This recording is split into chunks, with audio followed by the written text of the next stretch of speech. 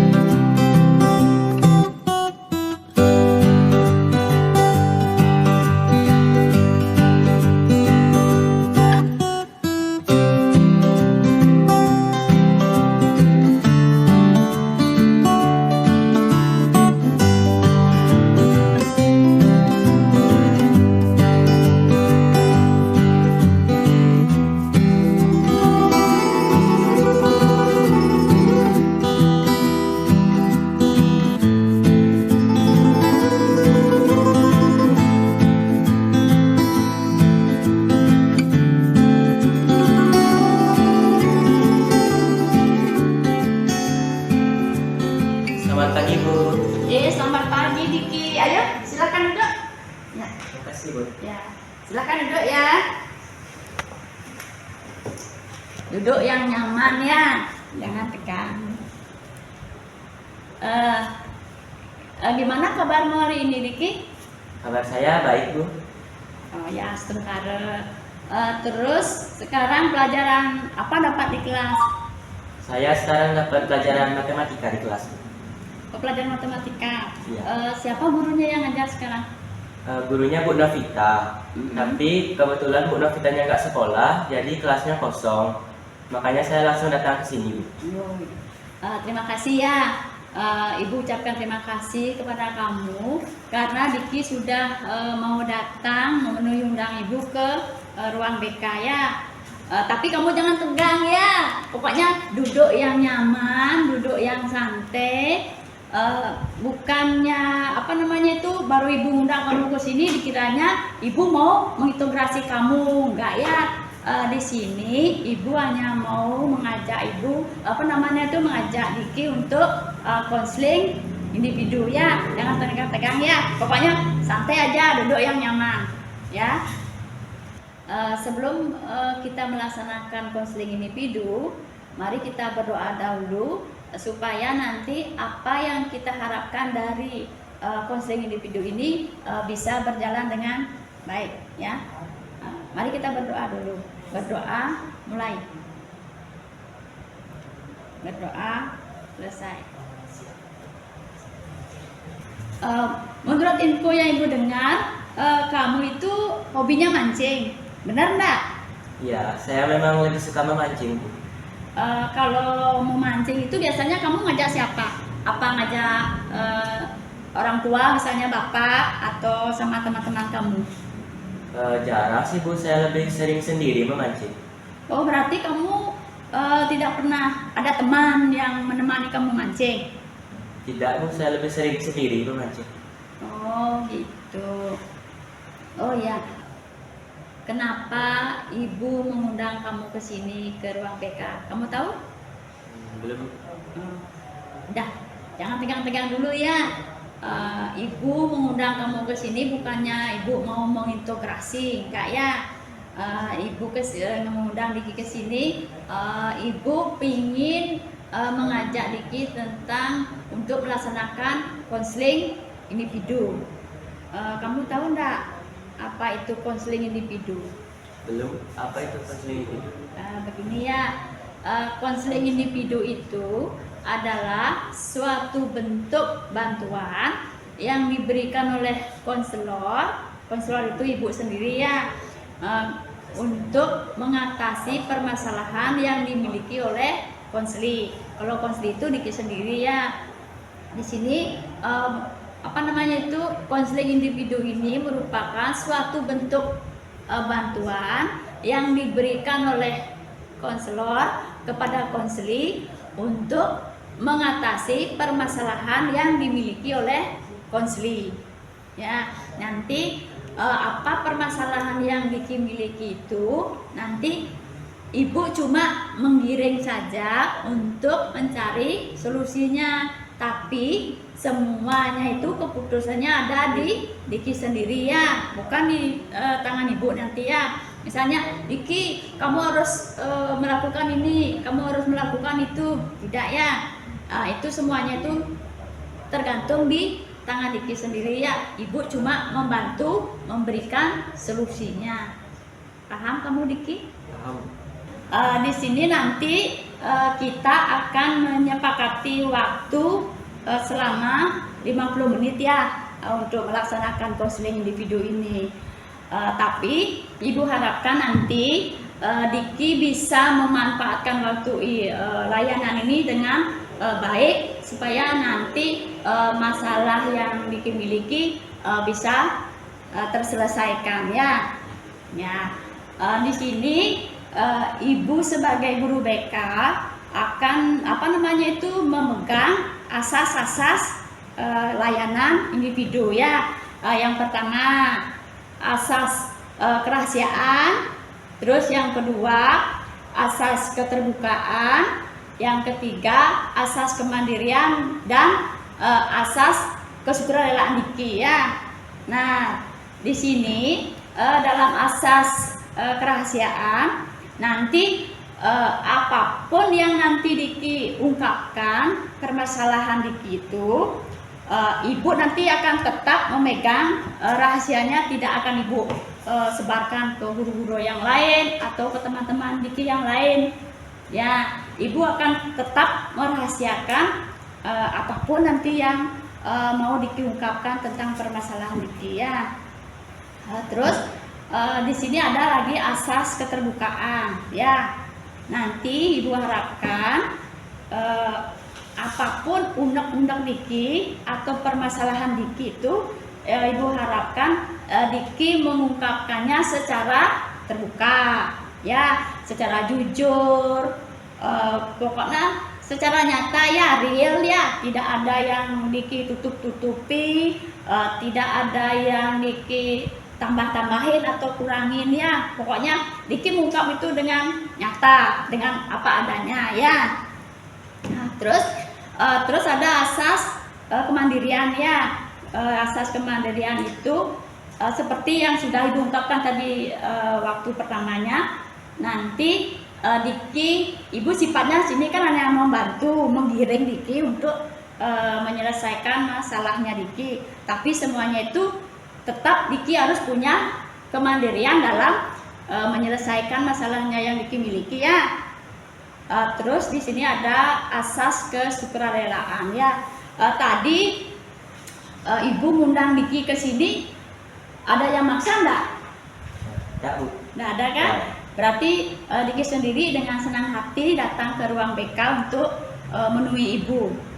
Oh ya. Nah, sekarang apa namanya itu, Diki udah siap? Siap. Udah siap melakukan konseling individu? Siap. Kalian apa dulu dah, biar jangan tegang-tegang ya. Ya. Ya. Nah, baiklah. Ini dari penyebaran hasil asesmen yang Ibu lakukan kemarin, ini juga diperkuat dari wawancara Ibu sama wali kelasmu, sama guru mapel dan juga teman-temanmu. Ini juga dari catatan kasus yang Diki miliki ya, yang Ibu catat kemarin tuh ya. Katanya Diki itu tidak punya teman. Ya, tidak punya teman dan terisolir dari pertemanan. Misalnya kemarin Ibu kan wawancara sama guru mapelmu. Guru mapelmu itu melaksanakan pembelajaran dengan membentuk suatu kelompok, ya. Tapi teman-temanmu tidak ada yang ngajak, untuk kamu menjadikan kelompoknya dia. Nah, coba kamu ceritakan kenapa kamu sampai tidak punya teman gitu di dalam kelas. Kenapa, Diki? Mungkin karena saya suka marah-marah mungkin di kelas, Bu. Jadi karena emosi saya cepat naik, saya langsung mengejeknya dengan menyebut nama julukannya dan nama julukan orang tuanya. Ejekan itu pun saya lakukan tidak hanya sekali, namun terus-menerus. Oh, berarti kamu melakukan bullying itu, tidak mempunyai teman itu karena kamu itu tidak bisa mengendalikan emosi ya. Misalnya kalau ada teman kamu yang berkata-kata yang tidak enak kamu dengar, langsung kamu cepat emosinya naik. Terus dengan cara melampiaskan dengan cara membuli, mengejek nama temanmu atau mengejek nama orang tuanya ya. Itu termasuk juga gini ya, mengejek nama teman itu termasuk bullying ya. Biar lebih jelas ya, biar lebih jelas coba nih, Ibu ini punya tentang buku bullying ya. Nih, coba lihat. Nih. Tuh, coba lihat ya. Ini. Apa ini bullying? Ya, Ibu menjelaskan dulu sedikit tentang apa itu bullying ya. Nih. Bullying itu merupakan ya segala bentuk tindasan atau kekerasan yang dilakukan dengan sengaja oleh satu atau sekelompok orang yang lebih kuat atau yang berkuasa terhadap orang lain. Ini bertujuan untuk menyakiti dan dilakukan secara terus-menerus. Nah, itu seperti yang Diki katakan tadi, bahwa Diki itu mengejek temannya tidak hanya sekali, tetapi terus-menerus kan. Nah, di sini itu termasuk dalam bullying verbal namanya. Di sini juga ada macam-macam bullying. Ada bullying fisik. Nih, misalnya bullying fisik itu apa? Menendang kan? Menendang, melempar sama temennya ya. Misalnya ada barang apa dilempar temannya, itu namanya bullying fisik. Sedangkan bullying verbal, nah itu yang Diki lakukan sama temennya. Kalau mau bullying verbal, mengejek, memanggil julukan teman gitu ya, atau julukan orang tuanya, itu namanya bullying verbal. Di sini juga ada bullying nih, rasional ya. Kamu tahu kan ini bullying rasional? Ya, bullying rasional itu ini loh, apa namanya itu, pengucilan. Tahu pengucilan? Misalnya si A dikucilkan sama si B. Nah, bagaimana perasaannya? Nah, itu ada juga namanya cyberbullying. Ya, cyberbullying ini yaitu apa namanya? Bullying yang dilakukan dengan cara lewat media sosial. Nih kan, udah ngerti itu, paham kan? Coba kamu rasakan ya, seandainya Diki itu ada di posisi temenmu yang kamu ejek, bagaimana perasaanmu? Saya hanya meluapkan emosi saya aja, Bu. Saya nggak pikirin perasaannya. Terus kamu tahu nggak apa dampak dari bullying yang Diki lakukan? Mungkin perasaan teman saya menjadi kurang enak, Bu, kalau diejek-ejek seperti itu. Ya, bener, bagus. Ya itu dah, apa yang Diki lakukan tentang bullying itu bisa menyakiti perasaan teman, ya. Ya, baik itu fisik maupun psikisnya. Bisa teman itu bisa stres dia loh kalau terus-terusan diejek seperti itu.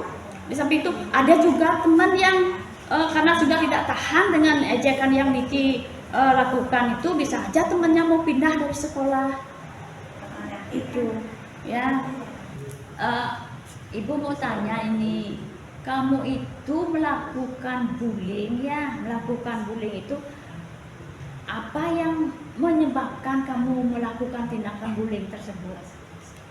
Apa pernah kamu mengalami perilaku seperti itu sebelumnya? Jadi seperti ini. Waktu SD sebenarnya itu kan ada acara main bola. Ya. Itu dah saya kalah waktu itu. Jadi saya langsung dibully sama teman-teman, dikasih ejekan lah, dikasih perkataan yang kurang enak lah, seperti itu. Jadi sifat itu saya bawa hingga saat ini. Oh, berarti kamu itu membawa perasaan kesel kamu itu karena dari SD ya, dari SD kamu sudah pernah diperlakukan apa yang kamu lakukan sekarang, dibullying karena kamu kalah dalam permainan bola, gitu. Ya. Apa ada lagi selain itu, apa ada lagi pengalaman yang kamu rasakan selain dari ejekan dari teman-temanmu dalam permainan bola? Misalnya apa ada di dalam keluarga gitu, permasalahan di dalam keluarga yang kamu rasakan sehingga kamu melakukan pembulian seperti ini?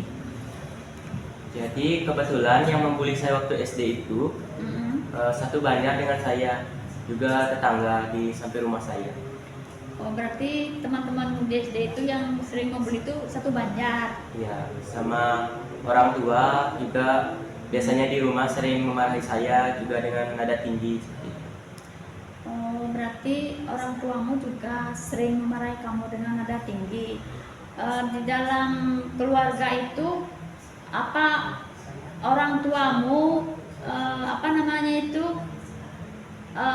pernah ngajak kamu ngobrol secara baik-baik atau ngajak kamu pergi kemana gitu, bermain itu, pernah waktu SD ceritanya ini?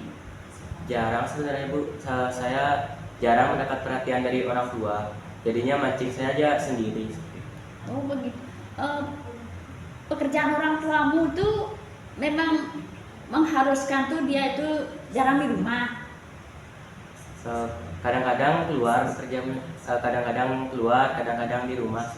Tapi lebih sering keluar kerjanya. Oh begitu. Terus kamu misalnya kalau pulang dari sekolah, apa yang kamu lakukan di rumah? Biasanya kalau saya pulang dari sekolah, saya langsung siap-siap untuk pergi mancing biasanya. Oh gitu, pergi mancing ya. Apa dari teman-temanmu di kampung itu, apa sekarang ada yang saling mengejek itu masih dan sekarang apa ada perubahan dari teman-temanmu itu?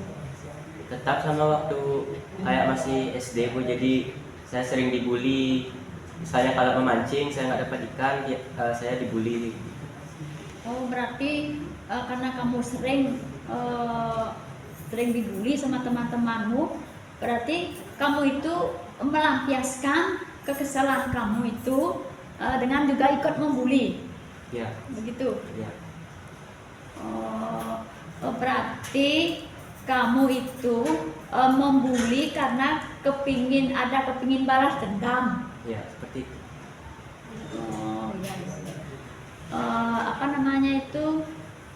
Apa pernah teman kamu itu sama sekali tidak ada yang ajak kamu ngomong itu di dalam kelas itu ada?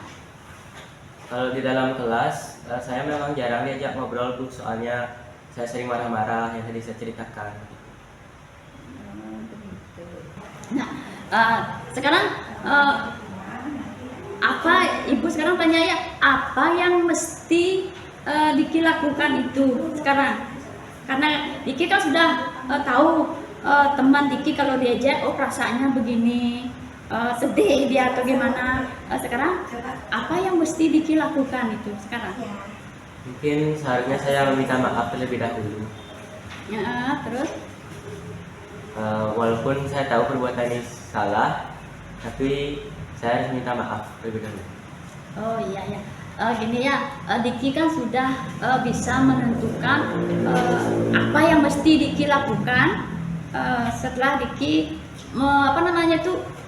merasakan, oh begini rasanya kalau saya diejek sama teman saya jadinya begini, jadinya Diki udah tahu kan apa yang mesti harus Diki lakukan untuk menghindari untuk melakukan yang terbaik sama temannya. Nah, di sini Diki kan tadi bilang terlalu emosi. Kalau sudah emosi, langsung Diki melakukan ejekan sama teman. Ya, nanti Ibu harapkan nanti Diki harus lebih bisa mengendalikan emosi yang Diki miliki ya. Kalau sudah Diki bisa mengendalikan emosi, otomatis nanti Diki untuk mengejek teman kan sudah tidak ada lagi, karena Diki udah emosinya sudah bisa dikendalikan, ya. Iya. Ngerti kan? Ya. Supaya lebih ingat ya tentang apa yang harus Diki lakukan untuk merubah perilakunya Diki. Ya, ini ada. Coba lihat dulu ya.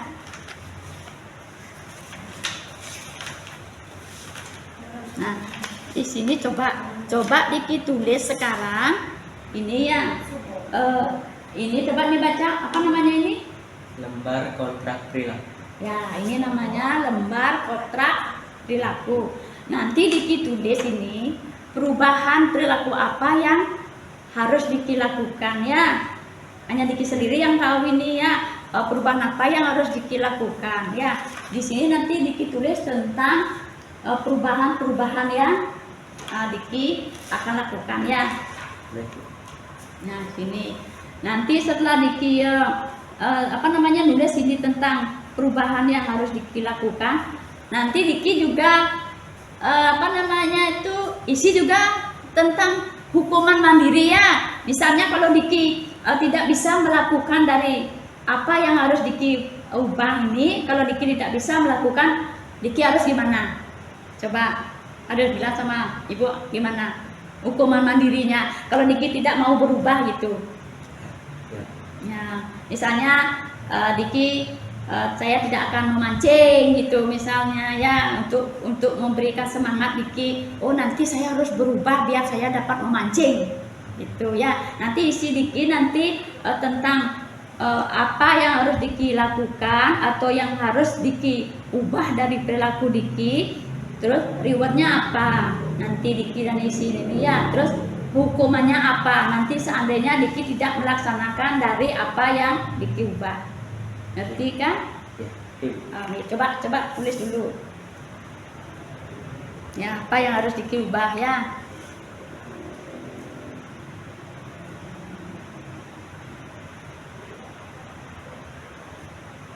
Nah, sini.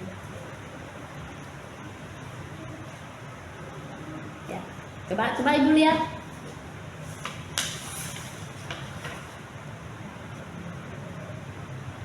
Diki kan sudah membuat tentang lembaran kontrak perilaku ini. Di sini Diki buatnya yaitu yang pertama, saya akan meminta maaf kepada teman-teman yang sudah saya bully.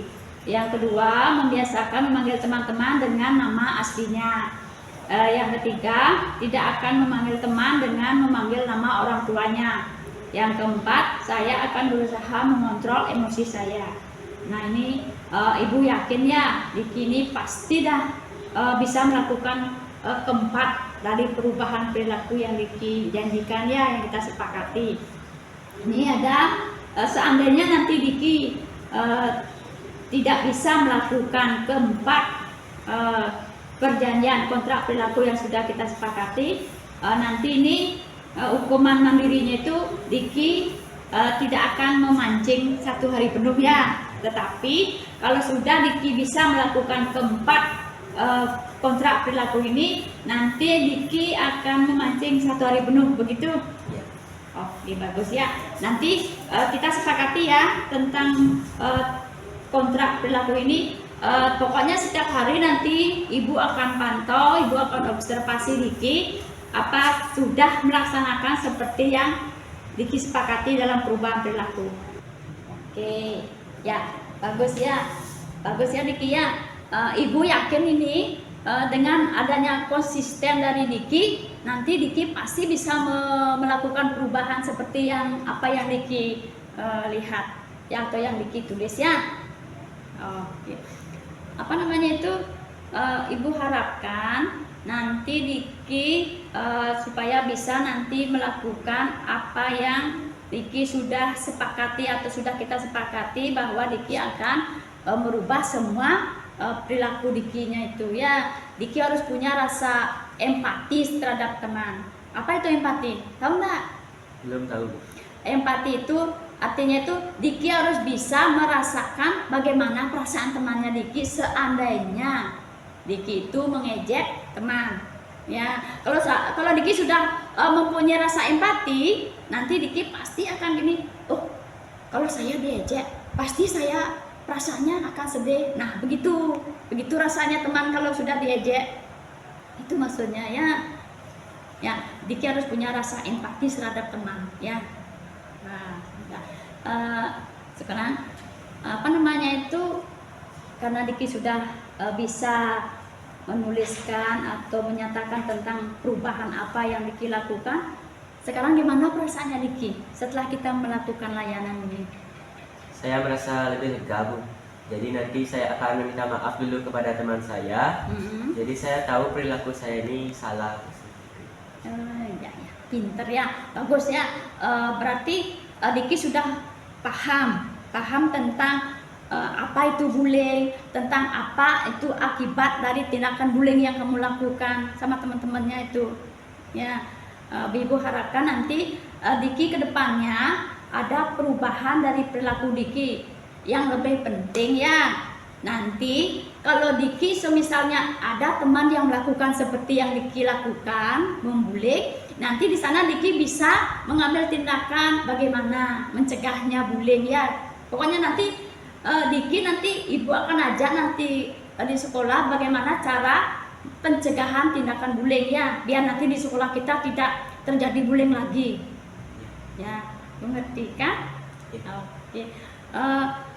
Karena sudah sesuai dengan waktu yang kita sudah sepakati, ada yang Diki lagi tanyakan? Tidak, saya sudah paham. Benar. Oh iya, bagus.